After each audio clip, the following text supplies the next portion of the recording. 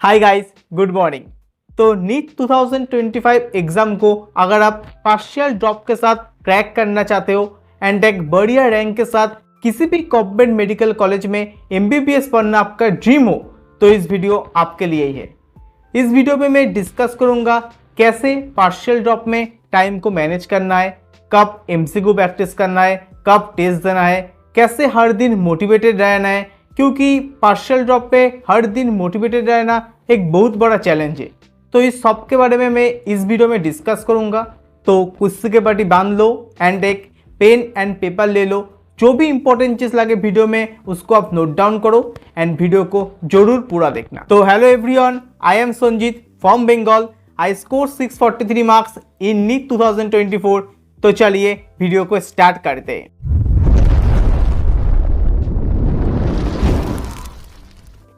तो इस टॉपिक को मैं कुछ पार्ट में डिवाइड किया हूँ। फर्स्ट, किस किस को पार्शियल ड्रॉप लेना चाहिए। सेकंड, पार्शियल ड्रॉप में कैसे टाइम को मैनेज करना चाहिए। थर्ड, लेक्चर पूरा देखना चाहिए क्या नहीं देखना चाहिए। फोर्थ, कितने क्वेश्चन करना है एंड कब टेस्ट देना है।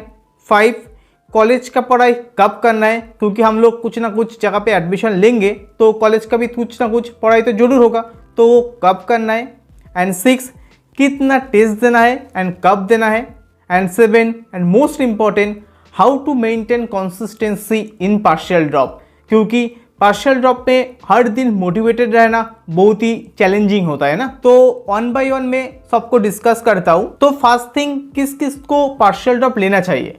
तो देखो, मैं इसके बारे में ऑलरेडी मेरा जो पिछले वीडियो था थिंक बिफोर यू ड्रॉप, इसमें मैं डिस्कस किया हूँ, तो मैं शॉर्टली यहाँ पे भी बोल देता हूँ। देखो, अगर इस साल आपका मार्क्स ऐसा है जो गवर्नमेंट मेडिकल कॉलेज का जो कट ऑफ है उससे थोड़ा कम है, तो आप पार्शियल ड्रॉप के लिए जा सकते हो। अगर आप बीडीएस, बीएचएमएस, बीएमएस कोई भी चीज़ आपको मिल रहा है एंड आप ईयर लॉस को प्रिवेंट करना चाहते हो तो आप पार्शियल ड्रॉप ले सकते हो। और नहीं तो अगर आपका ऑलरेडी एक दो ड्रॉप हो गया एंड आपका फैमिली आपको और ड्रॉप के लिए सपोर्ट नहीं कर रहे, तो इस सिचुएशन में भी आप पार्शियल ड्रॉप के लिए जा सकते हो अगर आपका मार्क्स 300, 400, 500 यहाँ पे है। बट अगर आपका मार्क्स 300 से बिलो है तो मैं आपको पार्शियल ड्रॉप के लिए सजेस्ट नहीं करूँगा। देन आप नहीं तो मूव ऑन कर लो इस फील्ड से, और नहीं तो 300 पे अगर हो तो आप फुल ड्रॉप ही लेना, क्योंकि 300 पे हो तो आपका कॉन्सेप्ट बहुत ही वीक है। नेक्स्ट आता हूँ टाइम मैनेजमेंट इन पार्शियल ड्रॉप। तो देखो, मैं ओट सिनेरियो को लेकर चलता हूँ। मैक्सिमम जगह पे जो भी क्लास होता है वो 9 AM से 4 PM तक होता है, बट मैं 2 आवर्स आने जाने का लेता हूँ, तो 8 AM से 5 PM तक आपका कॉलेज का टाइमिंग है। बाकी देन आप घर में आओगे एंड 5:30 तक आप पूरा फ्रेश होके रेडी हो जाओगे एंड 5:30 से आप 11:30 तक, मतलब आपके पास 6 आवर होगा। यहाँ पे आप 1 आवर्स खाना पीने का, मतलब डिनर का, एंड उसके साथ थोड़ा बहुत रेस्ट वगैरह होता है, जो एक स्लॉट के बाद नेक्स्ट स्लॉट में जाने में 15 मिनट का रेस्ट होता है। तो यहाँ पे मैं 1 आवर्स को छोड़ देता हूँ, तो आपके पास 5 आवर इवनिंग में मिलेगा। एंड अगर आप मॉर्निंग में 6 AM तक उठते हो तो वहाँ से आपको 8 AM तक 2 आवर्स मिलेगा। वहाँ पे मैं 1 आवर छोड़ देता हूँ, कॉलेज के लिए रेडी होने में आपको लगेगा, एंड 1 आवर्स आप आसानी से पढ़ सकते हो। तो आपको पूरा दिन में टोटल मिलेगा 6 आवर्स। तो यहाँ पे आप डिवाइड करोगे, आपको 3 सब्जेक्ट पढ़ना है, तो हर सब्जेक्ट के लिए आपके पास 2 आवर्स मिलेगा। एंड ये जो 2 आवर्स मिलेगा, इसमें 1 आवर्स आपको जो भी चीज़ रिवाइज करना है, जो भी चीज़ पढ़ रहे हैं, मतलब थ्योरी के लिए देना है, एंड 1 आवर आपको एमसीक्यू प्रैक्टिस करना है। तो आप बोलोगे मैं 6 आवर में कैसे सब कुछ मैनेज करूंगा, क्योंकि हमारे पास तो लेक्चर ही 6 आवर्स होता है। तो अगर आप चाहोगे आपको लेक्चर करना है पूरा, देन आप नहीं कर पाओगे। आपको यहाँ पे जो 6 आवर मिलेगा, इसमें आप सिर्फ थ्योरी एंड जो क्वेश्चन है वही कर पाओगे। आपको लेक्चर देखने का कोई अलग से टाइम नहीं मिलेगा, तो आप किसी भी बैच में पूरा लेक्चर नहीं देख पाओगे। आपको सिर्फ वही लेक्चर देखना है जो चीज़ आपको वीक लगे, क्योंकि सबको कुछ ना कुछ तो वीक लगता जरूर है। तो आपको उसी चैप्टर में उसी टॉपिक का लेक्चर देखना है जो चीज़ आपको वीक लगे। एंड आप लेक्चर कब देखोगे? आप लेक्चर देखोगे संडे, जो आपको पूरा दिन मिलेगा, छुट्टी वाला दिन, एंड उसके साथ सैटरडे को जो भी चीज़ आपका अगर हाफ डे होगा तो सैटरडे में टाइम मिलेगा, एंड संडे को। एंड उसके साथ साथ जो भी आपको छुट्टी वगैरह मिलेगा, जो हॉलीडे वगैरह होता है, वहाँ पे आपको टाइम मिलेगा, वहाँ पे आप लेक्चर वगैरह देख सकते हो। एंड नॉर्मल डे पे आपको लेक्चर देखने का कोई टाइम नहीं मिलेगा। आपको एक टेस्ट सीरीज के साथ पढ़ना होगा जहाँ पे मैक्सिमम दिसंबर एंड तक और नहीं तो जनवरी एंड तक सिलेबस को कंप्लीट कर रहा है। तो वहाँ पे आप टेस्ट सीरीज के रिगार्डिंग पढ़ोगे एंड जो भी चैप्टर टेस्ट में आ रहा है उसको आप ये जो 6 आवर पर डे आपको मिलेगा यहाँ पे आप उसको रिवाइज करोगे, उसका एमसीक्यू प्रैक्टिस करोगे एंड संडे में उसका टेस्ट दोगे एंड हाफ संडे आप टेस्ट के लिए रखोगे एंड हाफ संडे आप जो भी चीज़ आपको पढ़ना है मतलब लेक्चर देखना है वो लेक्चर के लिए हाफ संडे रखोगे। ऐसे ही आपको डिवाइड करना होगा, ठीक है। देखो आपको एक चीज़ अच्छे से ध्यान रखना होगा, आप नॉर्मल बच्चों नहीं हो क्योंकि आप पार्शियल ड्रॉप में हो। आप उन बच्चों से कंपीट कर रहे हो जिसके पास पूरा दिन है, बट आपके पास पूरा दिन नहीं है। तो आपको 6 आवर में उतना एफर्ट देना है जो एक बच्चा फुल डे में देता है। तो आपको बहुत सिंसियरली पढ़ना होगा, बहुत अच्छे से अपना टाइम को मैनेज करना होगा। नेक्स्ट आता हूँ एमसीक्यू एंड रिवीजन के बारे में।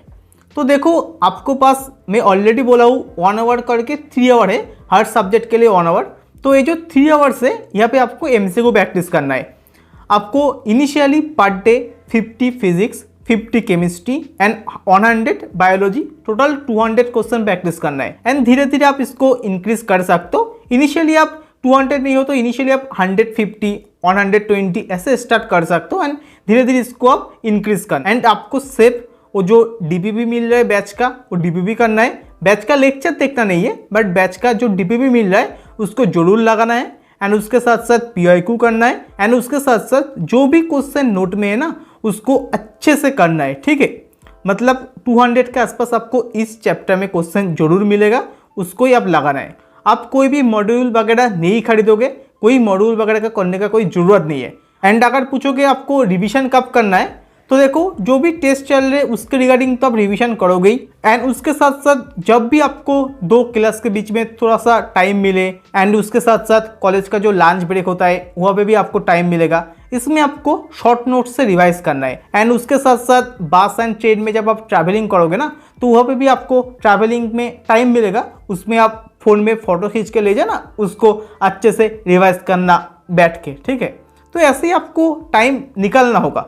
देखो अगर आप चाहोगे ना जो आपको पढ़ना है तो देन आप आसानी से कोई ना कोई रास्ता जरूर निकालोगे। आप ऐसे भी कर सकते हो, आप लास्ट बेंच पे बैठो एंड वहाँ पे अगर आपको कुछ लेक्चर देखना है तो आप लेक्चर वगैरह देख सकते हो। देखो बहुत लोग ऐसा करते हैं, हाँ मैं मानता हूँ थोड़ा रिस्की है बट आपको करना है तो आप जरूर कर सकते हो। मैं वीडियो बनाने से पहले बहुत लोगों से पूछा हूँ कैसे क्या करना चाहिए पार्शियल ड्रॉप में, तो बहुत लोगों ने मेरे को ये सजेस्ट किया जी ऐसे मैं भी करता था, तो मैं इसीलिए तुमको बोल रहा हूँ। नेक्स्ट क्वेश्चन आता है कॉलेज की पढ़ाई हम कब करेंगे।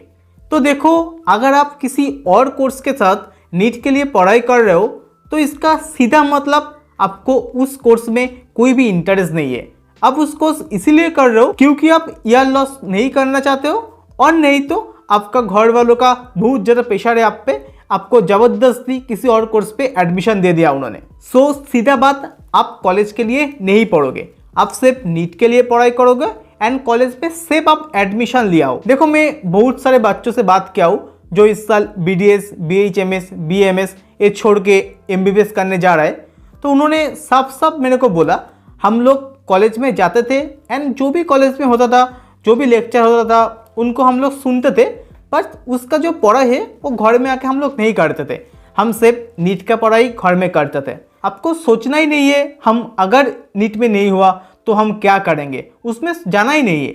आपको एक चीज़ अच्छे से दिमाग में रखना है, हम लोग अच्छे से पढ़ेंगे एंड उसके बाद ये छोड़ के MBBS करने चला जाएंगे। हाँ सुनने में थोड़ा अजीब लगेगा कि कॉलेज में जाता हूँ बट कॉलेज का पढ़ाई नहीं करता हूँ, बट यही सच है। आपको अगर नीट को क्लियर करके MBBS करना है तो आप कॉलेज का पढ़ाई नहीं कर सकते हो क्योंकि दोनों के लिए आपके पास टाइम नहीं होगा ना।